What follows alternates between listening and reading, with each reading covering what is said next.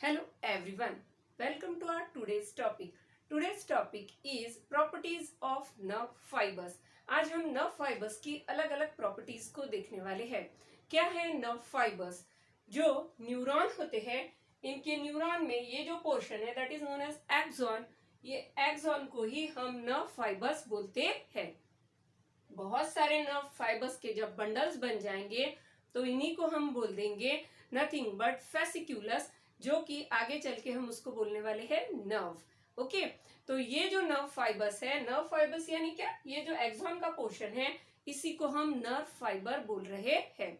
इन nerve fibres में किस तरह की प्रॉपर्टीज रहेगी जिसकी वजह से ये इम्पल्स कैरी करने का काम करते हैं.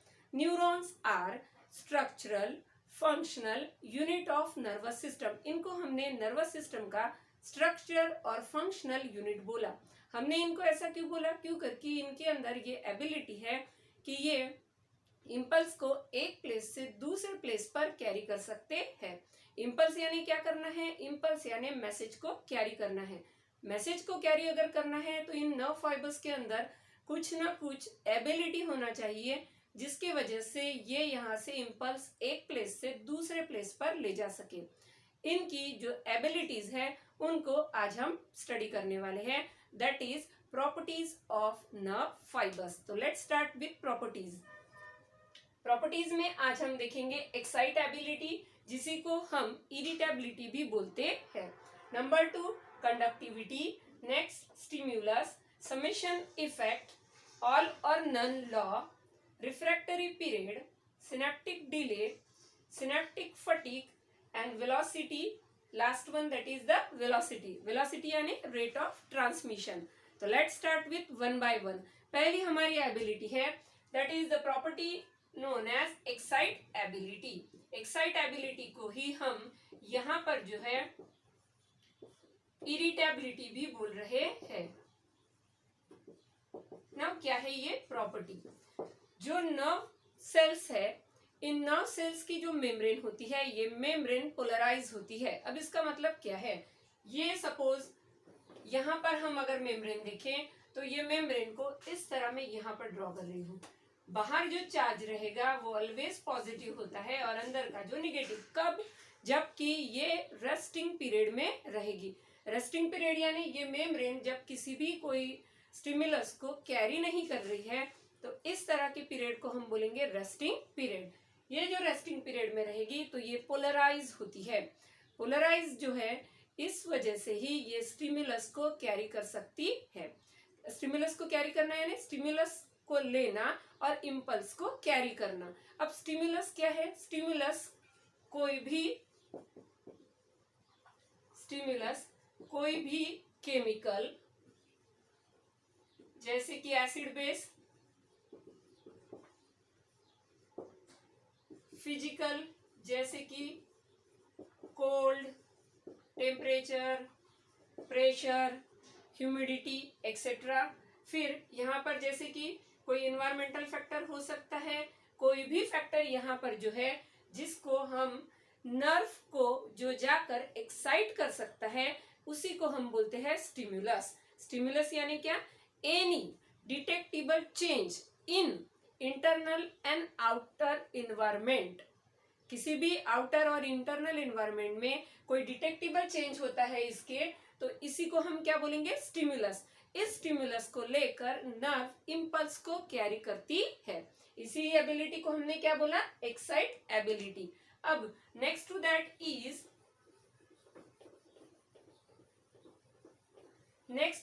Is conductivity. अब जो इम्पल्स यहाँ पर जनरेट हो चुका है इस इम्पल्स को आगे कैरी ऑन करना है, इसी एबिलिटी को हम बोलते हैं कंडक्टिविटी यानी ट्रांसमिशन ऑफ इम्पल्स. क्लियर?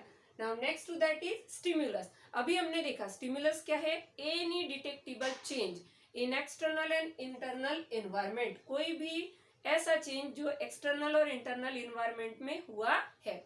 अब ये चेंज कैसा भी हो सकता है? अगर हम केमिकल की बात करें तो एसिड बेस, फिजिकल की बात करें तो कोई फैक्टर हो सकता है जैसे हीट, कोल्ड, ह्यूमिडिटी एक्सेट्रा.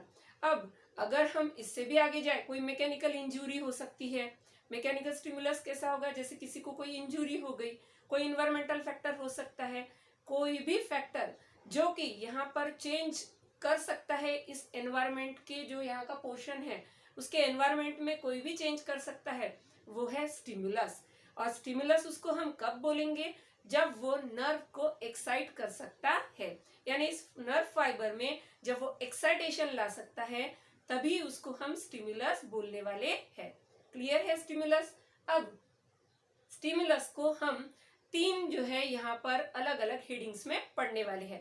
पहली हेडिंग है थ्रेशोल्ड।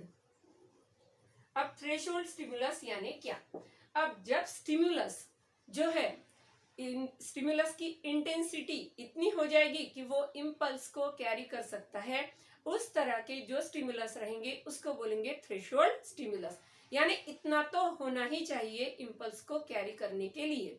ओके, दूसरा जो है हमारा पहला है थ्रेशोल्ड स्टिमुलस में हम देख रहे हैं थ्रेशोल्ड, उसके बाद जो है वो है हमारा सबलिमिनल यानी कि वीक स्टिमुलस।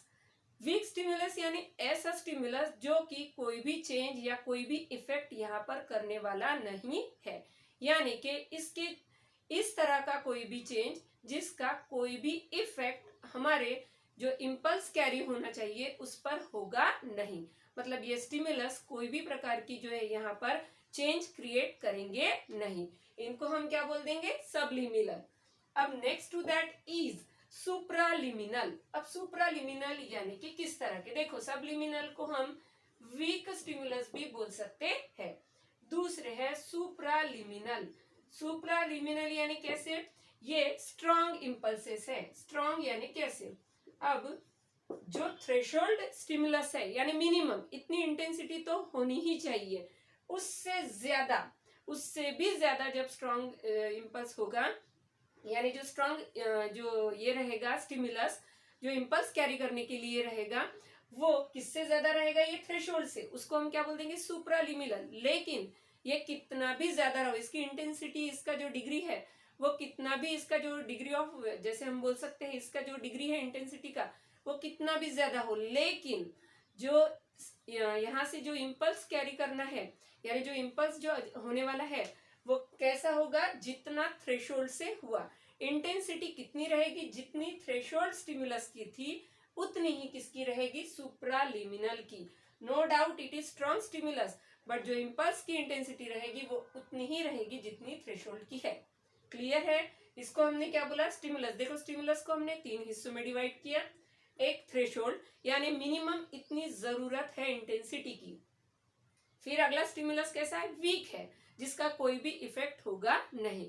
उसके बाद स्ट्रांग है, लेकिन जो उसकी इंटेंसिटी रहेगी उसकी कितनी रहेगी, जितनी थ्रेशोल्ड की है, यानी इम्पल्स कैरी में इसका कोई भी जो है यहाँ पर कोई डिग्री से ये बढ़ेगा नहीं। Now next to that is summation effect. अगला क्या है हमारा, समेशन इफेक्ट।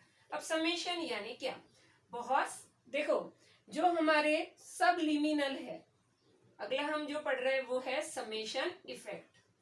समेशन यानी हमको पता है that is nothing but addition. Summation यानी क्या, किसी चीज का एडिशन। अब यहाँ पर जो सबलिमिनल हमारे स्टिमुलस रहेंगे, इन सब लिमिनल स्टिमुलस कैसे रहेंगे, ये स्टिमुलस वीक रहेंगे। वीक यानी इनकी इंटेंसिटी कम होगी।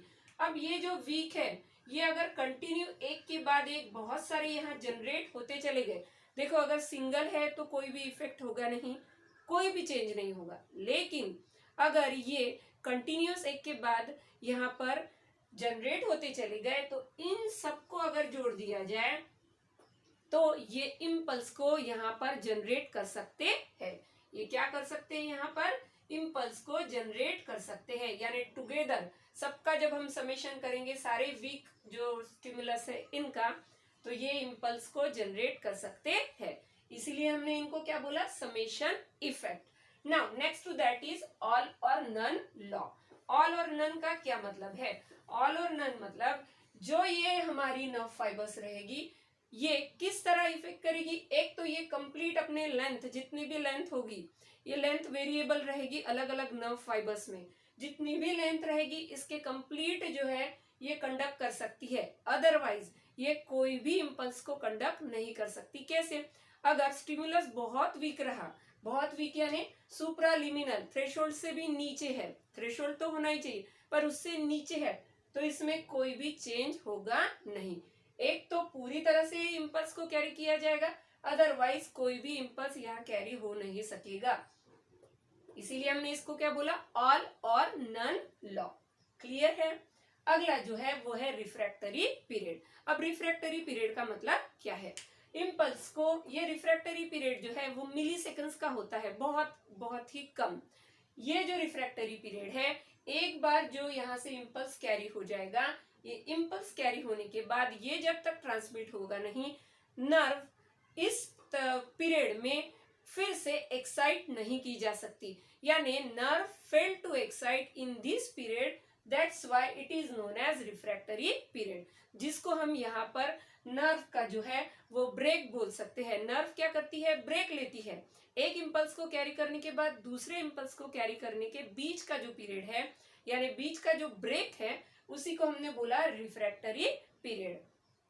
अगला है सिनेप्टिक डिले। सिनेप्टिक डिले 0.3 से 0.5 मिलीसेकंड का होता है। ये सिनेप्टिक डिले मतलब क्या? सिनेप्टिक डिले को देखने के पहले हम सिनेप्स को समझेंगे। अब सिनेप्स क्या है? सिनेप्स यानी inter connection between two neurons. ये क्या है? न्यूरॉन से, एक न्यूरॉन से दूसरे न्यूरॉन में कोई इंपल्स को कैरी करना है। देखो, इंपल्स को कैरी करने के दो तरीके, एक न्यूरॉन से न्यूरॉन जा सकता है, एक तो न्यूरॉन से किसी भी मोटार ऑर्गन में जा सकता है। जिस प्रोसेस से ये इंपल्स न्यूरॉन से न्यूरॉन या न्यूरॉन से मोटार ऑर्गन में जाता है, उसको हम बोलते हैं सिनेप्सिस। सिनेप्सिस क्या है? दो न्यूरॉन या दो मोटार ऑर्गन के, मतलब एक न्यूरॉन और एक मोटार ऑर्गन या एक न्यूरॉन और दूसरे न्यूरॉन के बीच का जो इंपल्स कैरी होगा उसका प्रोसेस है। ओके, अब ये कैरी करने के लिए यहाँ पर जो है जो सिनेप्स बनता है, इसमें हम क्या पढ़ने वाले हैं? सिनेप्टिक डिले का मतलब क्या है।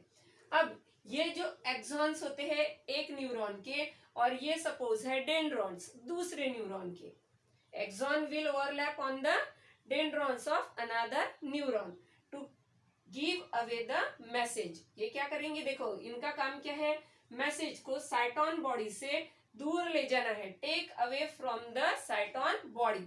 अब ये जो मैसेज कैरी करना है, ये जो सिनेप्टिक, देखो ये जो है, इस पोर्शन को हम पहले एक बार देख लेते। ये है सिनेप्टिक नॉब्स, जो कि एक्सॉन का टर्मिनल यानी आखिरी हिस्सा है। इसमें यहाँ पर आपको ये नॉब लाइक स्ट्रक्चर दिख रहा है, इसको हम बोलते हैं सिनेप्टिक नॉब। इसी को यहाँ पर एनलार्ज किया है। ये जो सिनेप्टिक नॉब है, इस सिनेप्टिक नॉब के अंदर जो छोटे छोटे वेसिकल्स प्रेजेंट है, इनको बोलते हैं सिनेप्टिक वेसिकल्स। इनको क्या बोलेंगे? Synaptic vesicle. इन सिनेप्टिक वेसिकल्स के अंदर जो ये सब्सटेंस प्रेजेंट है, जो कि न्यूरोट्रांसमीटर है, जैसे फॉर एग्जांपल हम ले सकते हैं एसिटिल कोलिन। ये न्यूरोट्रांसमीटर ही इस इंपल्स को, देखो ये है सिनेप्टिक नॉब्स, इनके अंदर ये सिनेप्टिक वेसिकल, और इन्हीं के अंदर है हमारा न्यूरोट्रांसमीटर। न्यूरोट्रांसमीटर आप समझ गए, न्यूरो यानी नर्व से रिलेटेड है, और यहाँ पर जो ट्रांसमीटर मतलब यहाँ से यहाँ ट्रांसमिट करने के लिए, ये है एक्सॉन एक न्यूरॉन का, ये है डेंड्रॉन दूसरे न्यूरॉन का। यहाँ से यहाँ मैसेज को कैरी करना है, इस प्रोसेस को हम बोलते हैं सिनेप्स। और इसके बीच में आपको बहुत ही छोटी सी जगह दिखाई दे रही है, जिसको हम बोलते हैं सिनेप्टिक क्लिफ्ट। ये क्या है? Synaptic Clift. ओके, अब ये जो सिनेप्टिक क्लिफ्ट है, ये यहाँ पर क्या करती है? यहाँ पर ये दोनों के बीच में छोटा सा स्पेस प्रोवाइड करती है, ताकि एक जगह से न्यूरॉन दूसरे जगह पर जब जाए तो यहाँ पर जो है इस तरह मैसेज का कैरी हो जाए। क्लियर है? अब जब ये यहाँ से यहाँ जाना होगा, यहाँ से रिलीज होगा और यहाँ जाने के लिए रेडी हो जाएगा, तो इतना जो बीच का पीरियड होगा, देखो एक्सॉन से यहाँ से निकले और इसके टर्मिनल से निकल कर यहाँ जाना है, ये सिनेप्स है। इसके पहले के हिस्से को हम बोलते हैं प्री सिनेप्टिक, और इसके बाद को बोलेंगे पोस्ट सिनेप्टिक। अब प्री सिनेप्टिक से पोस्ट सिनेप्टिक जाने के लिए इसको कुछ समय लगने वाला है, उसी को हम बोलेंगे सिनेप्टिक डिले। उसी को हम क्या बोलेंगे, सिनेप्टिक डिले। कुछ समय लगने वाला है, जहां पर जो है यहाँ पर इस पोर्शन से इस पोर्शन तक इम्पल्स जो है यहाँ पर कैरी हो जाएगा, उसी को हमने क्या बोला, सिनेप्टिक डिले। क्लियर है। अब अगला हम जो पढ़ रहे हैं वो है सिनेप्टिक फटीग। फटीग यानी कि यहाँ पर जो है टायर्डनेस। सिनेप्स एक हो गया है, दूसरा होने के पहले यहाँ पर क्या होगा, देखो ये जो यहाँ पर सिनेप्टिक वेसिकल्स है, इनके अंदर से न्यूरोट्रांसमीटर सिक्रीट हो चुके हैं। अगले एक्साइटेशन के लिए यहाँ पर न्यूरोट्रांसमीटर्स की कमी रहेगी, उसी को हम बोलते हैं सिनेप्टिक फटीग। उसी को क्या बोलते हैं, synaptic fatigue. That is known as synaptic fatigue. Fatigue यानी क्या, फटीग यानी टायर्डनेस। क्लियर है। अब अगली जो पॉइंट है वो है वेलोसिटी। वेलोसिटी यानी रेट ऑफ ट्रांसमिशन। कोई भी जो इम्पल्स को कैरी करना है तो इनका रेट कैसा होगा, ये किस तरह से यहाँ हम देख सकते हैं। हमको बताया नर्व फाइबर्स जो होते हैं, ये nerve fibres on the basis of myelin sheath presence और not, it is divided into two, myelinated nerve fibres and non myelinated nerve fibres. जैसे कि जो श्वान सेल्स यहाँ प्रेजेंट होती है, ये एक माइलिन शीथ को सिक्रीट करती है, जिसको हम यहाँ पर बोलेंगे माइलिन शीथ। ओके, तो जिन न्यूरॉन्स में ये प्रेजेंट होगी, जो न्यूरॉन्स के जो एक्सॉन पोर्शन में ये प्रेजेंट होगी, इन तरह के प्रोसेसेस को हम बोलेंगे nothing but myelinated nerve fibres.